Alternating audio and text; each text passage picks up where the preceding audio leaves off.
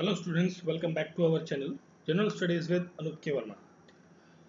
हम लोग कर रहे हैं UP triple S C PET 2022 के लिए प्रैक्टिस सेट और बेसिकली आप कह सकते हैं इंपॉर्टेंट क्वेश्चंस को। और इस सीरीज में हमने सेट नंबर एन तक कवर कर लिया था। जो लास्ट सेट था हमारा वो एन सेट नंबर था, और इस सेट के अंदर ओ सेट के अंदर भी हम कुछ और इम्पॉर्टेंट क्वेश्चंस को कवर अप करेंगे। एक इम्पॉर्टेंट इन्फॉर्मेशन है आप लोगों के लिए कि 1 सितंबर से 1 सितंबर 2020 से एक नया पार्ट में शुरू कर रहा हूँ, जिसके अंदर हम क्या करेंगे कि जो यूपी के वेरियस एग्ज़ाम्स हैं, यूपी के अंदर जितने भी वेरियस एग्ज़ाम्स हुए हैं 2022 के अंदर जितने भी एग्ज़ाम्स हुए हैं, उन सभी एग्ज़ाम्स के जो जीएस पार्ट है या करंट अफेयर का जो पार्ट है, उसके इम्पोर्टेंट क्वेश्चंस को हम लगाएंगे एक पर्टिकुलर सीरीज़ के तरीके से, और उसके अंदर हम उसका पूरा एक्सप्लेनेशन को भी हम डिस्कस करेंगे। ठीक है, तो ये एक नई पार्ट भी हमारा शुरू होने वाला है। तो जो भी कैंडिडेट स्पेशली यूपी के अंदर किसी भी एग्ज़ाम की तैयारी कर रहे हैं, तो वो उनके लिए बहुत ज़्यादा इंपॉर्टेंट हो जाता है। क्योंकि कई बार ऐसा होता है ना कि कोई एग्ज़ाम जब फ्रिक्वेंटली हो रहे होते हैं, तो प्रीवियस पेपर जो हुआ होता है आपका, जैसे आपका जुलाई में कोई पेपर हुआ और अगस्त में फिर पेपर होना है, तो जुलाई के पेपर के कुछ क्वेश्चंस आपको अगस्त वाले पेपर में कॉमनली देखने को मिल सकते हैं। तो इसलिए वो पार्ट काफ़ी ज़्यादा इंपॉर्टेंट हो जाता है। ठीक है, तो आई होप सो आपको बात समझ में आ गई होगी जो मैंने आपको बताई है। चलिए बढ़ते हैं अपने क्वेश्चंस की तरफ। तो हमारा देखिए आज का जो पहला क्वेश्चन है, हमारा फर्स्ट क्वेश्चन, तो फर्स्ट क्वेश्चन है ये आपका, which one of the following correct sequence of the feature of the preamble of the constitution. अब देखिए फीचर ऑफ द प्रीएम्बल के बारे में यहाँ पूछा गया है। तो जब हम बात कर रहे हैं प्रीएम्बल की, मतलब प्रस्तावना की, ठीक है, इसे कहा जाता था ऑब्जेक्टिव रिजोल्यूशन। जब ये शुरुआत में लाया गया था, इसे कहते थे ऑब्जेक्टिव रिजोल्यूशन। और इसे कौन लाया था? जवाहरलाल नेहरू जी लाए थे। ठीक है, कब लाए थे? 13 दिसंबर 1946 को। ठीक है, तो ये कुछ इंपॉर्टेंट चीज़ें हैं जो हम बात कर रहे हैं प्रीएम्बल के बारे में। प्रीएम्बल को हम पूरा कवर अप कर लेंगे इस पर्टिकुलर वीडियो के अंदर। ठीक है, 13 दिसंबर 1946 को लाए थे। अब प्रीएम्बल से रिलेटेड एक इम्पॉर्टेंट अमेंडमेंट भी हुआ था। अमेंडमेंट था आपका 42nd amendment act. 42nd amendment act आया था। ये कब आया था? 1976 को आया था। इस अमेंडमेंट के तहत तीन चीज़ें हुई थी। पहली, एक वर्ड था सोशलिस्ट, दूसरा वर्ड था सेकुलर, और थर्ड वर्ड था इंटीग्रिटी ऑफ द नेशन। ठीक है, तो ये तीन वर्ड जो हैं, ये तीनों वर्ड ऐड किए गए थे प्रीएम्बल के अंदर। प्रीएम्बल में ये पहले तीनों वर्ड्स नहीं थे। ये चीज़ आपको ध्यान रखनी है। ठीक है, क्वेश्चन पर आते हैं। क्वेश्चन में क्या पूछा है? करेक्ट सीक्वेंस आपको बताना किस सीक्वेंस में प्रीएम्बल में लिखा गया है। तो इसमें सबसे पहले लिखा गया है सोवरन। ठीक है, सोवरन के बाद लिखा गया है आपका वर्ड जो है that is socialist, then secular. ये जो एस वाली चीज़ें हैं तीनों, ये तीनों एक साथ में हैं, बट सीक्वेंस ये है socialist, sorry sovereign, sovereign, socialist, secular and democratic, then republic. तो इस तरीके से ये पांचों वर्ड्स का जो मेंशन आपको देखने को मिलेगा प्रीएम्बल के अंदर। तो यहाँ पर जो करेक्ट आंसर होगा देखिए कौन सा है? Sovereign, socialist, secular, democratic, Republic. Option A है यहाँ पर करेक्ट आंसर। ठीक है, अब ये तो बात हो गई आंसर की, तो आंसर क्या हो गया? ऑप्शन नंबर ए। साथ में अगर जो हम बात करें तो प्रीएम्बल के अंदर तीन टाइप के जस्टिस आपको देखने को मिलते हैं। एक कोडिंग आप याद रखिए, क्या क्या चीज़ें कैसे मैंशन है उसको आप आराम से आइडेंटिफाई कर सकते हैं। 3, 5, 2, 1, ये जो नंबरिंग है, अगर जो हम बात करें 3 की, तो तीन टाइप की क्या है जस्टिस के बारे में मेंशन किया गया है। देखिए प्रीएम्बल को एक और चीज़ कहा जाता है, this is called as a preface of constitution.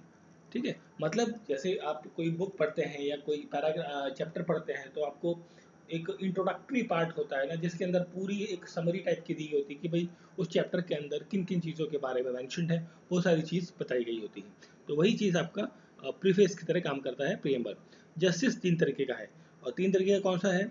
Social justice है, इकोनॉमिक जस्टिस है, एंड पॉलिटिकल जस्टिस है। तीन टाइप के जस्टिस आपको देखने को मिलते हैं। पांच टाइप की लिबर्टी आपको देखने को मिलेगी, आज़ादी।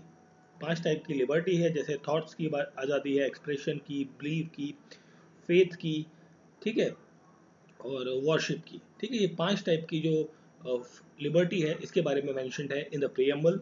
इसके बाद हम बात करेंगे जो आपका 5, 3, 2 है ना, सेकेंड पॉइंट। 2 क्या है? इक्वलिटी। यहाँ पर आपको दो टाइप की इक्वलिटी आपको देखने को मिलेगी। एक है स्टेटस के अंदर, ठीक है। दूसरा है अपॉर्चुनिटी के अंदर इक्वलिटी आपको देखने को मिलती है। 1 जो आता है ये आपका आता है फ्रेटर्निटी के लिए, फ्रेटर्निटी भाईचारा। तो डिग्निटी एंड इंटीग्रिटी जो वर्ड है ये यहाँ पर देखने को मिलता है, डिग्निटी एंड इंटीग्रिटी।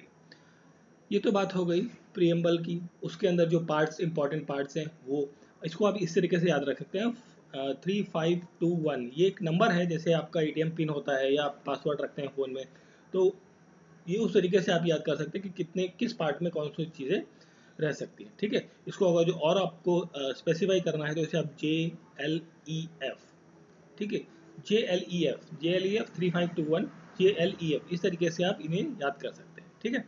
चलिए फिर हम बात करते हैं, एक और इम्पॉर्टेंट पार्ट आता है यहाँ पर प्रियम्बल से संबंधित। अब देखिए प्रियम्बल की जब हम बात कर रहे हैं तो 3 इंपॉर्टेंट लोगों के नाम काफ़ी इंपॉर्टेंट आ जाते हैं यहाँ पर। ठीक है। तो पहले जो व्यक्ति थे वो थे KM मुंशी, KM मुंशी। ठीक है, KM मुंशी जी। ठीक है। इन्होंने कहा था जो प्रियम्बल है, horoscope, horoscope of the modern India, modern India का जो हॉरोस्कोप है वो कहा गया था किसके द्वारा, KM मुंशी के द्वारा। किसको कहा था, प्रियम्बल को कहा था ये। ठीक है। नेक्स्ट जो थे आपके एक नाम था ठाकुरदास भार्गव। ठीक है, ठाकुरदास भार्गव, इन्होंने कहा था soul of the Indian constitution, soul of Indian constitution. अब देखिए soul of Indian constitution Thakurdas Bhargava ने भी कहा था, और एक और व्यक्ति थे इन्होंने भी कहा था कि soul of the Indian constitution, वो थे BR अम्बेडकर, BR अम्बेडकर। ठीक है। और एक व्यक्ति थे जिनका नाम था NK पालकीवाला, पालकीवाला। ठीक है, NK पालकीवाला ने कहा था कि जो आपका प्रियम्बल है एक तरीके से आइडेंटिटी कार्ड है, identity card of the constitution, संविधान का एक तरीके से ID कार्ड है। कि भाई होता है ना, जैसे कि आप कहीं जाते हैं तो आप ID कार्ड शो करते हैं अपना, तो उससे क्या पता लग जाता है कि आप कौन हैं, क्या नाम है, कहाँ से हैं, और आपकी बेसिक डिटेल जो है वो सामने वाले को पता लग जाती है। तो वही चीज़ प्रियम्बल के बारे में इन्होंने कहा था। ठीक है। तो ये तीनों नाम काफ़ी इंपॉर्टेंट है, और जो आपकी प्रीवियस इन्फॉर्मेशन थी वो भी बहुत इंपॉर्टेंट है रिलेटेड विद द प्रियम्बल। ठीक है। चलिए बढ़ते हैं आगे। क्वेश्चन है substance which have substances having infinite electric resistance. वो कौन से पदार्थ हैं जिसके अंदर इनफाइनाइट इलेक्ट्रिक रेजिस्टेंस होती है, मतलब अवरोधक होता है। तो रेजिस्टेंस का काम कौन करता है, इंसुलेटर करता है। ठीक है। देखिए 3 तरीके की चीज़ें होती हैं जब हम इलेक्ट्रिक करंट की बात करते हैं, तो 3 तरीके की चीज़ें आती है हमारे सामने। एक होता है कंडक्टर, एक होता है इंसुलेटर, एक होता है सेमीकंडक्टर। ठीक है। मतलब कंडक्टर जो आपके इलेक्ट्रॉन्स को या पास करने में हेल्प करेगा, या कह लीजिए सिंपली भाषा में इसे जो करंट है इसके थ्रू पास हो जाएगा। ठीक है। इंसुलेटर क्या है, पूरा अवरोधक है, कोई करंट पास ही नहीं होने देता। सेमीकंडक्टर कहता है कि भाई थोड़ा सा करंट पास हो जाओ, थोड़ा सा हम रोक लेंगे, है ना। तो ये 3 चीज़ें आपके दिमाग में सबसे पहले आती हैं। तो इंसुलेटर की जब हम बात कर रहे हैं तो इंसुलेटर के अंदर कौन कौन सी चीज़ें आती हैं, जैसे कि आपकी रबर हो गई, वुड हो गया, ये सब चीज़ें क्या है, इंसुलेटर्स है। ठीक है। और यहाँ पर जो वर्ड है रेजिस्टेंस, रेजिस्टेंस का जो यूनिट होता है that is ohm, ohm is the unit of resistance. And यहाँ पर पूछा गया कौन सा सब्सटेंस जो है, मतलब कौन सी चीज़, इंसुलेटर जो है वो अवरोधक का काम करती है इलेक्ट्रिक करंट के अंदर। Option number B is the correct answer. ठीक है। रबड़ और वुड तो हो गए आपके इंसुलेटर, और अगर जो हम बात करें कंडक्टर की, तो कंडक्टर जैसे आपका मेटल्स हो गए या solid metal solids, solid substances, ठीक है, वो सारे क्या हो जाते हैं आपके कंडक्टर हो जाते हैं। ठीक है। और एक वर्ड हमने बात किया था सेमीकंडक्टर, सेमीकंडक्टर मतलब आपका जर्मेनियम। ठीक है। जर्मेनियम एक बहुत बेहतरीन एग्जांपल है फॉर दिस सेमीकंडक्टर। चलिए बढ़ते हैं फिर आगे अपने अगले क्वेश्चन की तरफ। नेक्स्ट क्वेश्चन है हमारा, breath test is used by traffic police to check the drunken drive users. देखिए आपने कई बार देखा होगा जब स्पेशली अगर जो हम बात करें फेस्टिवल टाइम पे या जो न्यू ईयर का टाइम होता है उस टाइम पर, जनरली आमतौर पे, बाकी टाइम पे भी रहते ही हैं, ट्रैफिक पुलिस वाले क्या करते हैं भाई, रोड के साइड में खड़े होंगे, आपको रोकेंगे, आपको चेक करेंगे कि भाई आप ड्राइव कर रहे हो, तो आपको चेक करेंगे कि भाई आपने ड्रिंक वगैरह तो नहीं की है। तो ड्रिंक करने के लिए, मतलब जो चेक करने के लिए बेसिकली जो मशीन होती है एक छोटी सी मोबाइल टाइप की, तो उसमें से एक ट्यूब निकली होती है, वो ट्यूब आपके मुंह में डालते हैं, फिर आप उसमें हवा डालते हैं, तो उससे आपका पता लगता है कि भाई कितना अल्कोहल कंजप्शन है, कितनी मात्रा में। तो यहाँ पर ये पूछा गया है कि उस ब्रीथ टेस्ट के अंदर कौन सी चीज़ इस्तेमाल की जाती है। तो वहाँ यूज़ की जाती है potassium dichromate sulphuric acid. Option A यहाँ पर रहेगा करेक्ट आंसर। ठीक है, ऑप्शन ए करेक्ट आंसर है, potassium dichromate sulphuric acid. Next question, compound use in prickly heat powder to prevent excessive sweating. देखिए कई बार ऐसा होता है ना, कई सारे स्पोर्ट्स आपने देखे होंगे, जब वहाँ खेलते हैं तो जब स्पोर्ट्स खेलते हैं या कोई सी भी एक्टिविटी करते हैं तो बहुत सारे लोगों को क्या होता है, एक्सेसिव स्वेटिंग होती है, बहुत सारा पसीना आता है। ठीक है, तो उस पसीने से बचने के लिए वो सम काइंड ऑफ पाउडर इस्तेमाल करते हैं मतलब बॉडी पर, ताकि वो एक्सेसिव स्वेटिंग जो है वो उनके खेल में बाधा ना पड़े। और स्पेशली ये चीज़ें होती हैं जो आउटडोर गेम्स होते हैं, जैसे क्रिकेट है, फुटबॉल है, इन सब स्पोर्ट्स के अंदर अगर जो हम बात करें। ठीक है, तो यहाँ पर जो कंपाउंड यूज़ किया जाता है वो कंपाउंड होता है that is a boric acid. ठीक है, और बोरिक एसिड का जो केमिकल फार्मूला होता है वो होता है H3BO3। ठीक है, H3BO3 is a boric acid जो यहाँ पर यूज़ किया जाता है। कार्बोनिक एसिड जो है बेसिकली ये आपको देखने को मिलेगा सोडा एसिड, सोडा वाटर के अंदर, सोडा वाटर जो होता है उसके अंदर आपको देखने को मिलता है कार्बोनिक एसिड। बट यहाँ पर क्वेश्चन का करेक्ट आंसर है ऑप्शन नंबर बी। सॉरी मैं बी बोल गया, तो ऑप्शन नंबर ए था उसका करेक्ट आंसर। ठीक है, चलिए फिर हम बात करते हैं अगले क्वेश्चन की तरफ। भारतीय संविधान के अंदर which is not a fundamental right. देखिए फंडामेंटल राइट की जब हम बात करते हैं तो ये हमने कहाँ से लिया है, यूएसए के कॉन्स्टिट्यूशन से लिया है। और यूएसए के कॉन्स्टिट्यूशन में किस नाम से लिखा गया है ये fundamental right, bill of rights के नाम से यूएसए के कॉन्स्टिट्यूशन में ये चीज़ मैंशनड है। ठीक है, अब आते हैं यहाँ पर क्वेश्चन पे, कौन सा पार्ट नहीं है। देखिए इसके लिए जो आर्टिकल्स हैं संविधान के अंदर के 12 और 13 से तो शुरू होता ही है, बट मोरलेस इसकी शुरुआत जो है वो आप ये कह सकते हैं कि 12 से 35 भी कहा जा सकता है। ठीक है, वैसे तो ये ऑप्शन भी आता है कई बार, और कई बार ये ऑप्शन आता है कि 14 से 35। ठीक है, तो ये दोनों ऑप्शन सही हैं, बट मोस्ट अप्रोप्रिएट आपका ऑप्शन नंबर ये वाला पार्ट जो है रहता है। ठीक है, इसके अंदर जो राइट टू एजुकेशन है ये आता है आपका आर्टिकल 21A के तहत। ठीक है, ये एक संवैधानिक अधिकार है कि आपको एजुकेशन मिले, तो ये दिया गया है फंडामेंटल राइट के अंदर। राइट टू इन्फॉर्मेशन जो है आपका, ये फंडामेंटल राइट नहीं है, this is a legal right, this is legal right. ठीक है, और ये आपका आया था राइट टू इन्फॉर्मेशन, जो आरटीआई एक्ट आया था आपका 2005 के अंदर। ठीक है, उसके तहत आया था ये। ठीक है, तो क्वेश्चन का नॉट पूछा था, नॉट हो गया आपका option number B. Right to expression जो है, ये राइट टू एक्सप्रेशन आपका आता है आर्टिकल 19 के अंदर। राइट टू लाइफ जो है आपका आर्टिकल 21 के अंदर आता है। ठीक है, तो ये वही वाला आर्टिकल है जब नेशनल इमरजेंसी भारत में या देश में लगी हो तो ये जो राइट टू लाइफ है इसको सस्पेंड नहीं किया जा सकता। बाकी जो रेस्ट ऑफ द आपके राइट्स हैं उन्हें क्या किया जा सकता है, सस्पेंड किया जा सकता है।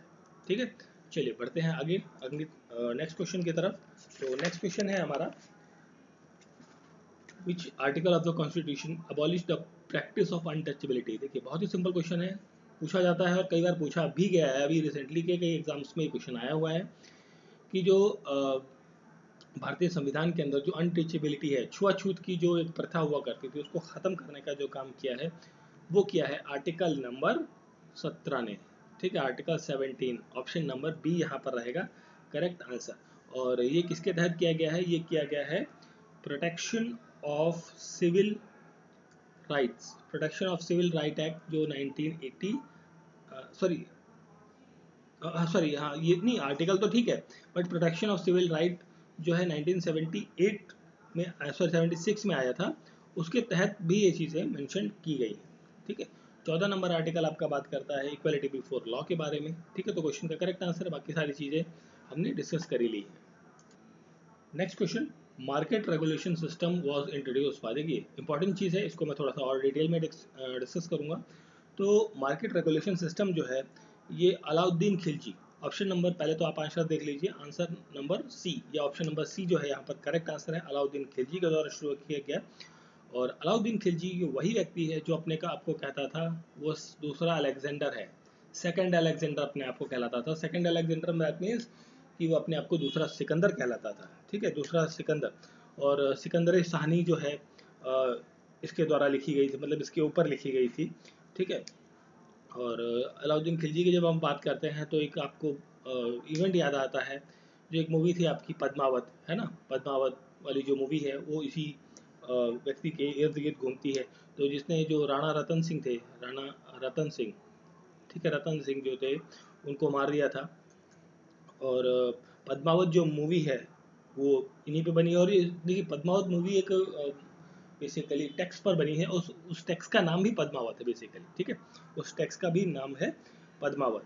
और अलाउद्दीन खिलजी वही व्यक्ति है देखिए जो उत्तर भारत को जीतने के बाद जिसे भेजा गया था साउथ इंडिया की तरफ, सॉरी इसने भेजा था साउथ इंडिया, साउथ इंडिया भेजा था। किसे भेजा था? एक व्यक्ति था जिसका नाम था मलिक गफूर, मलिक गफूर नाम के व्यक्ति को इसने भेजा था दक्षिण भारत की तरफ, ठीक है। और दक्षिण भारत में इसने एक लड़ाई लड़ी राणा रुद्रादेव के साथ। मलिक गफूर ने लड़ाई लड़ी थी राणा रुद्रादेव के साथ में। और राणा रुद्रादेव जो है वो उस टाइम पर जो वारंगल एरिया है, वारंगल का एरिया, वहाँ के राजा थे। और उनको हराकर फिर वहाँ से जो कोहिनूर हीरा है, कोहिनूर हीरा, कोहिनूर डायमंड जो है, जो आज की डेट में लंदन में है, तो उसे वो वहाँ से लाया था, ठीक है। तो ये सब बात हो गई अलाउद्दीन खिलजी की। और अलाउद्दीन खिलजी के बाद हम अगर जो बात करें तो ऑप्शन तो करेक्ट आंसर है ऑप्शन नंबर सी, मोहम्मद बिन तुगलक की जब हम बात करते हैं, मोहम्मद बिन तुगलक को कहा जाता है वाइजेस्ट फूल, वाइजेस्ट फूल, पढ़ा लिखा था, पढ़ा लिखा फूल कहा जाता है इसे। क्यों कहा जाता है? वो इसके एक्चुअली बेसिकली कुछ कारण हैं, 5 कारण हैं लगभग, क्योंकि इसकी कुछ ऐसी नीतियाँ रही हैं जिसकी वजह से इसे वाइजेस्ट फूल कहा जाता है। जैसे कि इसने शुरू किया था जो टोकन करेंसी सिस्टम है, टोकन करेंसी सिस्टम, इसमें क्या था कि भाई जो सिक्के हैं वो उसने शुरू किए, और वो इतने सिंपल थे कि लोग अपने घरों में ही बनाना चालू कर दिए थे। तो एक तरीके से फेक करेंसी वाला जो सिस्टम था वो काफ़ी ज़्यादा हो गया था, ठीक है। और इसने क्या किया था कि जो कैपिटल थी इसकी, दिल्ली से दौलताबाद शिफ्ट की थी। सबसे एक बड़ा मूर्खता वाला काम इसका यही था, दिल्ली से इसने कैपिटल शिफ्ट करी थी दौलताबाद। अब दौलताबाद कहाँ आता है? दौलताबाद आपका ऑलमोस्ट सेंट्रल इंडिया या कह लीजिए थोड़ा सा दक्षिण भारत की तरफ आता है। अब इसने कैपिटल तो शिफ्ट करे, मतलब कैपिटल शिफ्ट करने में ये किया कि भाई ऐसा नहीं कि भाई पूरा जो राजा है वही शिफ्ट हो रहा है, इसने पूरी प्रजा को भी शिफ्ट किया। मतलब जो दिल्ली की जनता थी उसको भी बोला भाई तुम भी चलो। अब इसने शिफ्ट क्यों किया था? क्योंकि देखिए मंगोल्स के जो अटैक हुआ करते थे, हो रहे थे, तो उनसे बचने के लिए इसने शिफ्टिंग करी। बट वहाँ पर भी क्या अकाल पड़ गया 2 साल में, मतलब 2 साल के बाद इसको वापस दिल्ली शिफ्ट करनी पड़ी दौलताबाद से अपनी कैपिटल। तो भाई इतनी बड़ी जनसंख्या, सबको शिफ्ट करा रहा है, तो जनता तो जाहिर सी बात है ना, आप समझ ही सकते हो कि उससे कितनी ज़्यादा नाराज़ थी, दुखी थी। तो एक सबसे बड़ा कारण तो इसको वाइजर स्कूल कहने का ये भी है कि भाई इसने कैपिटल शिफ्ट करी। दूसरी बात थी कि जो द्वाब रीजन था, द्वाब रीजन, द्वाब रीजन कौन सा होता है? द्वाब रीजन जैसे गंगा यमुना का जो द्वाब रीजन है, मतलब ये आपकी गंगा रिवर आ रही है और यहीं से आपकी यमुना रिवर आ रही है, मतलब ये जो वाला रीजन है द्वाब रीजन, फर्टाइल रीजन जो होता है, यहाँ पर इसने टैक्स सिस्टम लगा दिया, मतलब यहाँ पर टैक्स जो है बढ़ा दिया, जो टैक्स लगता था उस पर थोड़ा सा इंक्रीमेंट कर दिया। ये भी एक बेवकूफ़ी वाला काम किया था उसने इस टाइम पर। और इसने एक प्लान किया था कि भाई ये ईरान पे, सॉरी इराक पे, नॉट ईरान, इराक पर क्या करेगा? अटैक करेगा। इराक मतलब उस टाइम का जो मेसोपोटामिया वाला इलाका था, मतलब जब हम एंशियंट हिस्ट्री पढ़ते हैं तो मेसोपोटामिया का जो पार्ट पढ़ते हैं तो वही वाला है बेसिकली ये ईरान। तो ईरान पर हमला करने की सोची इसने, उसने उसके लिए उसने आर्मी भी तैयार की, बट अनफॉर्चुनेटली वो हमला नहीं कर पाया। तो ये कुछ इंपॉर्टेंट इवेंट्स थे, बेसिकली घटनाएं थी, जिसकी वजह से इसे कहा जाता है वाइजेस्ट फूल, मोहम्मद तुगलक, ठीक है, मोहम्मद बिन तुगलक, ऑप्शन नंबर ए, ठीक है। बट करेक्ट आंसर हमारा ये हो चुका है। और मोहम्मद बिन तुगलक के टाइम पर ही एक व्यक्ति था जिसके कहते थे इबन बतूता, इबन बतूता जो है वो आया था। और इबन बतूता कहाँ से आया था? मोरक्को से आया था, और मोरक्को से आया और फिर इसे दिल्ली सल्तनत के अंदर लगभग 6 से 7 साल जो है ये काजी अपॉइंट कर लिया गया था, काजी अपॉइंट कर लिया गया था दिल्ली सल्तनत के अंदर, किसे? इबन बतूता को, जो कि कहाँ से आया था? मोरक्को से आया था। अब हम बात करें यहाँ पर इल्तुतमिश की अगर जो, तो इल्तुतमिश जो है इसने शुरू किया था इक्ता सिस्टम, ठीक है। इक्ता सिस्टम जो है वो इसने शुरू किया था, मतलब एक तरीके से इक्ता सिस्टम क्या होता था कि लैंड गिफ्टिंग करना, मतलब आपको जैसे कोई इवेंट किसी के यहाँ पे गए आप, है ना, तो क्या होता है कि जो फ्रूट्स, जैसे आज की डेट में अगर जो हम बात करें तो किसी से मिलने जाते हैं तो कुछ एक गिफ्ट फ्रूट्स या मिठाई आप लेकर जाते हैं। तो ये उस टाइम पर एकता सिस्टम में ये था कि कहीं आप गए या कुछ हुआ इवेंट में तो आप उसको लैंड गिफ्ट कर रहे हैं, ठीक है। तो ये चीज़ें इल्तुतमिश ने शुरू करी थी, ठीक है। और इल्तुतमिश को कहा जाता है slave of slaves, slave of slaves कहा जाता है बिकॉज, और स्लेव ऑफ स्लेव्स के साथ में इसे ही कहा जाता है जो ट्रू फाउंडर था, true founder of slave dynasty. ठीक है, कुतुबुद्दीन ऐबक जो था वो तो फाउंडर था, बट एक्चुअली कई बार इसे कहा जाता है ट्रू फाउंडर। अगर जो क्वेश्चन आए कि ट्रू फाउंडर कौन है गुलाम वंश का या स्लेव डायनेस्टी का, वो आपका कौन है, इल्तुतमिश है। ठीक है, ऑप्शन बी।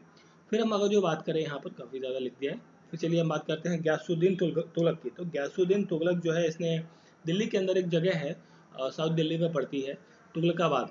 तो तुगलकाबाद का जो शहर है, बेसिकली वो जो इलाका है, उसको बसाने का काम जो है वो गयासुद्दीन तुगलक ने किया था। ठीक है, तो क्वेश्चन का करेक्ट आंसर हो जाता है मार्केट रेगुलेशन जो सिस्टम है वो इंट्रोड्यूस किया था अलाउद्दीन खिलजी ने। Next question, in case RBI wants to make it more expensive for the banks to borrow money। अगर जो RBI चाहे तो मतलब वो मोर एक्सपेंसिव कर सकती है, मतलब ज़्यादा खर्चीला बना सकती है, किसके लिए, बैंक्स के लिए, कि वो मनी बोरो कर सके। मतलब इसका मतलब क्या है, इसका मतलब ये होता है कि इन रेपो रेट जो होता है उसके अंदर क्या कर दिया गया है, इंक्रीज कर दिया गया है।